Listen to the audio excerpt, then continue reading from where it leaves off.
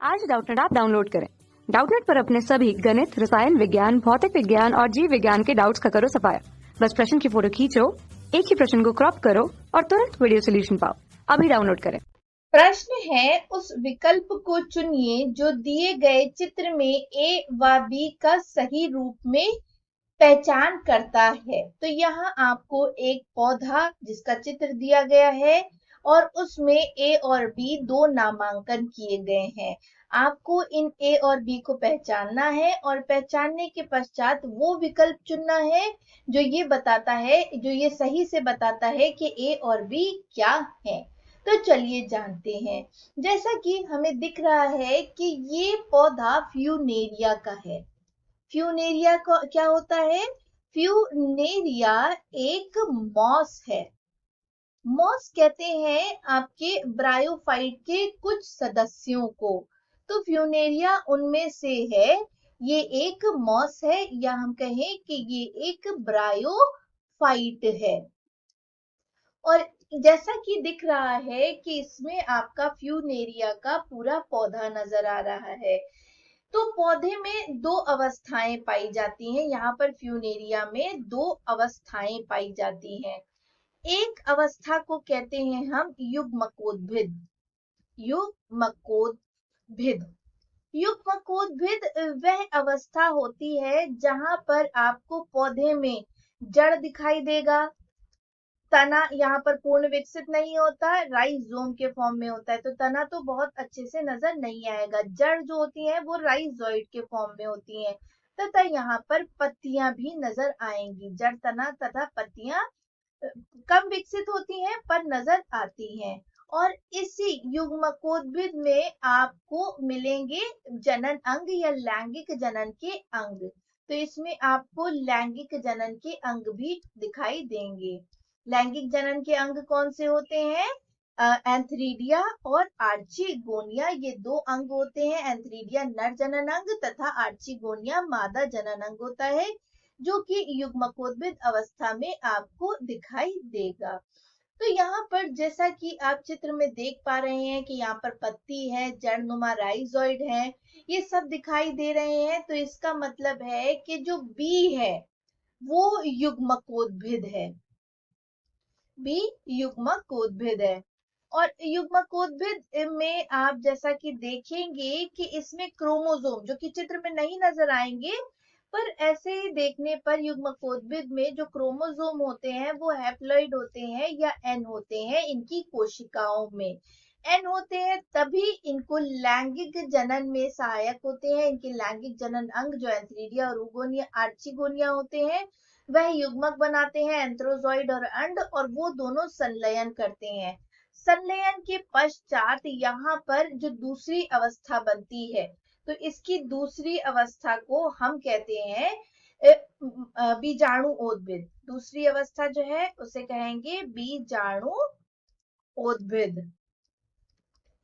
तो बीजाणुओद्भिद अवस्था कौन सी होती है? ये वह अवस्था होती है जहां पर आपको बीजाणु देखने को मिलेंगे। यहाँ क्या मिलेगा? यहाँ आपको बीजाणु देखने को मिलेगा। और ये बीजाणु कहाँ होते हैं? बीजाणुओद्भिद, यदि आप बीजाणुओद्भिद अवस्था देखेंगे फ्यूनेरिया की, तो उसमें आपको जड़, तना तथा पत्तियां नहीं देखने को मिलेंगी। उसमें आपको देखने को मिलेगा फुट, सीटा और कैप्सूल। तो यहाँ पर आपको तीन संरचनाएं देखने को मिलेंगी, फुट, सीटा और कैप्सूल।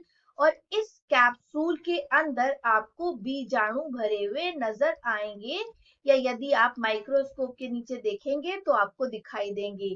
जो बीजाणु उद्भिद अवस्था होती है, क्योंकि ये युग्मकों के संलयन से बनती है, इसलिए इसमें या इनकी कोशिकाओं में जो क्रोमोसोम्स होते हैं वो 2n या डिप्लॉइड होते हैं।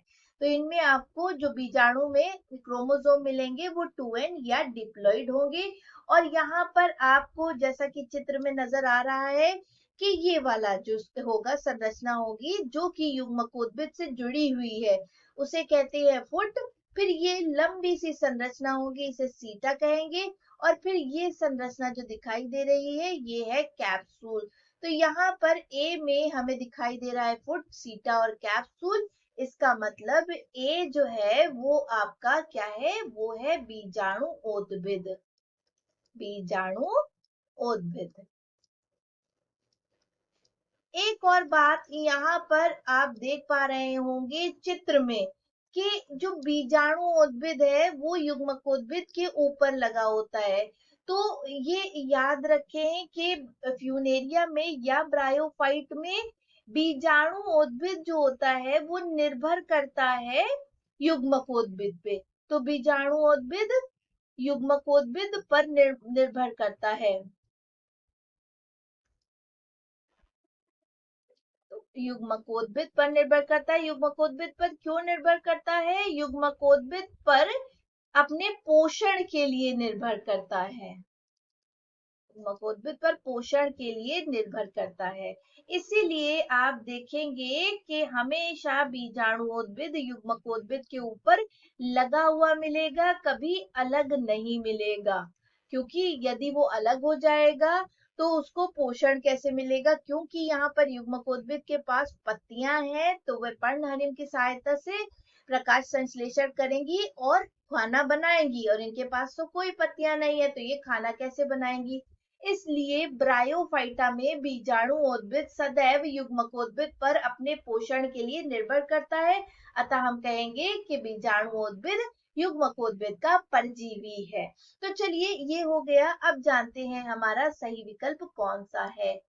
तो जैसा कि आप देख पा रहे हैं कि यहाँ पर ए जो है वो बीजाणु उद्भिद था, हमने जान लिया था। तो ए बीजाणु उद्भिद है और बी युग्मकोद्भिद है। इसका मतलब हमारा विकल्प एक ही सही विकल्प है, क्योंकि विकल्प 2 में ए युग्मकोद्भिद दिया हुआ है जो कि नहीं है, और बी बीजाणुओद्भिद वो भी नहीं है। विकल्प 3 में ए नर परारोह दिया हुआ है, जो कि यहाँ पर हमें कहीं भी नहीं नजर आ रहा नर पौधा या नर जनन अंग। तो हम कैसे कह सकते हैं? और बी मादा जनन अंग नहीं कह सकते। तो विकल्प 3 भी गलत है। यदि विकल्प 4 की तरफ जाएं तो वो कहता है कि ए मादा पौधा और बी नर पौधा है, जो भी गलत है। इसका मतलब हमारा विकल्प एक ही सही विकल्प है। आशा करते हैं आपको आपके प्रश्न का उत्तर मिल गया होगा। धन्यवाद। कक्षा 6 से 12वीं से लेकर नीट, IIT, JEE वो एडवांस के लेवल तक 1 करोड़ से ज्यादा छात्रों का भरोसा। आज ही डाउनलोड करें डाउटनेट ऐप या व्हाट्सएप करें अपने सारे डाउट्स 8400 400 400 पर।